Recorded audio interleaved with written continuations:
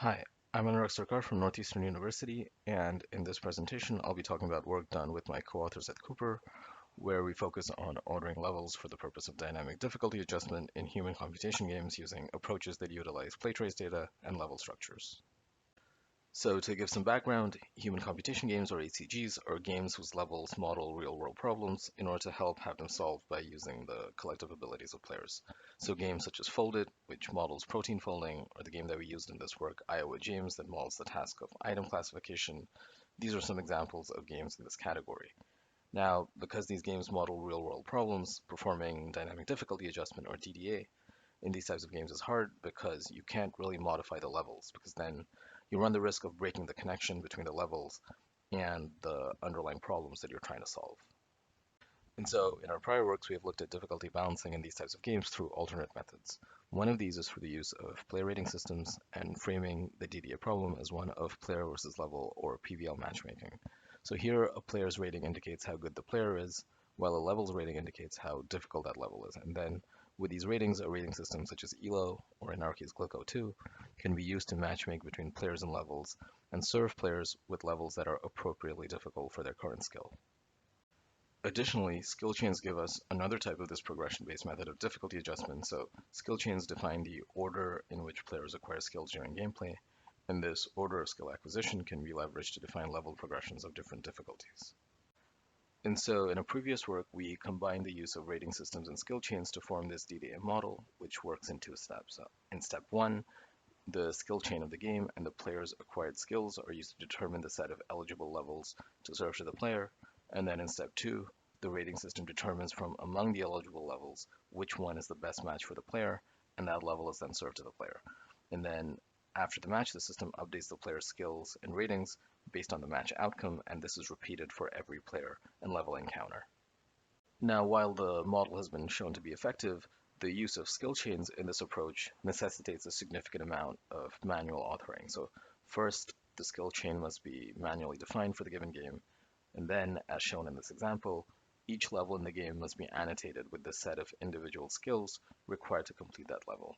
Ideally, we want a DDA method that requires a lesser amount of manual authoring, and that is the specific problem we wish to address in this work. So for this, we explore two approaches for ordering levels without relying on manually altered skill chains and annotations. For the first of these, we compare the relative proportions of similar action context pairs in Playtrace data. And for the second, we compare the similarity of level structure between two levels based on k-means clustering. And then we perform a three-part evaluation to determine the best Playtrace-based ordering, the best clustering-based ordering, and we compare these two new ordering methods with the existing method and a random baseline. And for all our experiments, we use the human computation game Iowa James, which is a side-scrolling platformer that models the task of item categorization. So here in each level, the players have to collect items belonging to a given category while avoiding items that do not belong to that category. For our first approach, we use sequences of action context pairs found in Playtraces of player wins versus levels, that is, instances of players completing the level. Each such pair was a two-tuple consisting of a player action and a level context describing the neighborhood of the player when the action was performed. So the action could be one of moving left, right, jumping, or collecting a wrong item. The context was in the form of a length 6-bit string with each bit indicating the presence or absence of a specific game element within the 10-tile neighborhood of the player.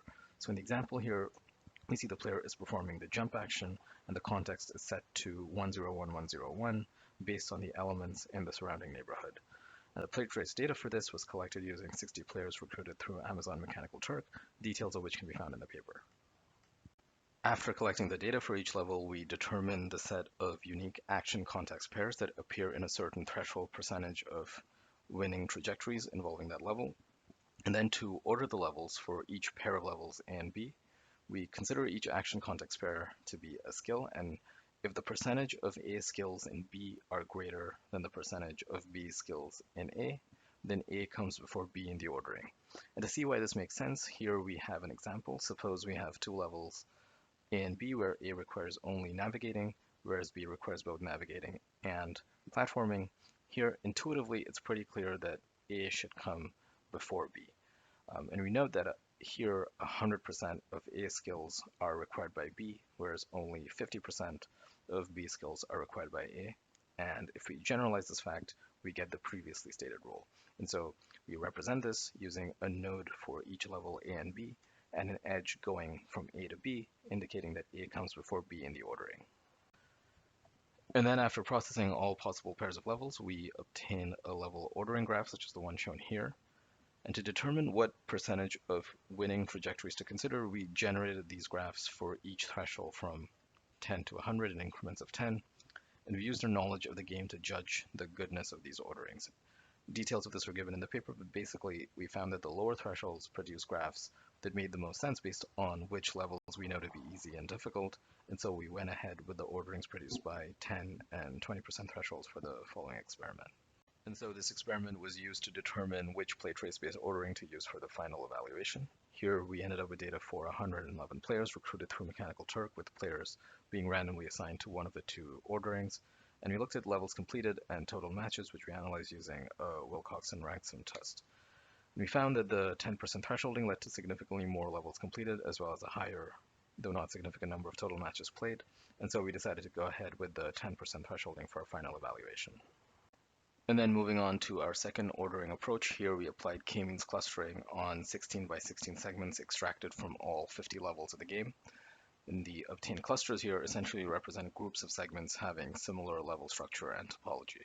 For each level, we assign a length k bit string, where k is the number of clusters, and the string indicates the clusters that contain at least one segment in that level. So then to order levels similar to the previous approach, for each pair of levels A and B, A comes before B if A's cluster memberships form a subset of those of B. So as an example, if K equals 3 and the cluster memberships for levels A, B, and C are as shown on the slide, then A would come before both B and C because 100 is a subset of 101 and 110, but B and C have no relationship because 101 and 110 are not subsets of each other.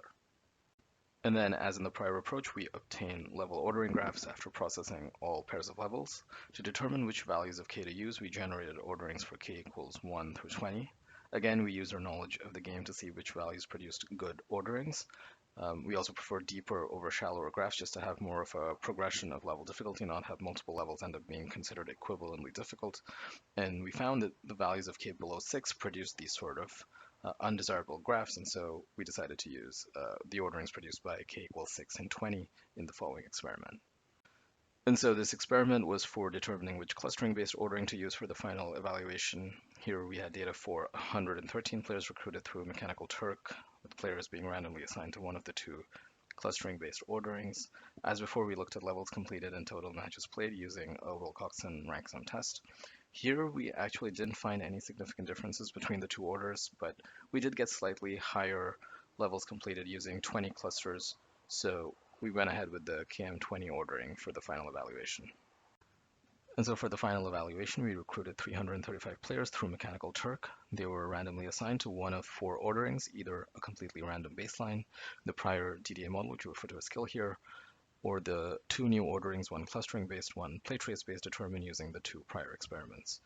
We also looked at a few additional variables, namely the number of correct and incorrect items collected, as well as the rating of the most difficult level completed by a player. And to summarize our findings, more details of which can be found in the paper, we observed significant differences across conditions for levels completed, correct items collected, and the highest level rating. And the key takeaways are that the new orderings allowed players to complete a similar amount of levels as the prior model, but importantly that it does so while reducing the amount of manual authoring involved. Additionally, the Playtrace-based ordering allowed players to complete significantly harder levels, and also worth noting is that the clustering-based method did not outperform the prior model or Playtrace-based clustering, but it is the approach that requires the least amount of manual input while not doing any worse than the other methods. In the future, we are interested in applying these methods on other types of HCGs as well as to learn progressions for educational games. We also want to explore context relationships where a context without an element is considered a subset of the same context with that element. That brings me to the end of the talk. Thank you for your attention.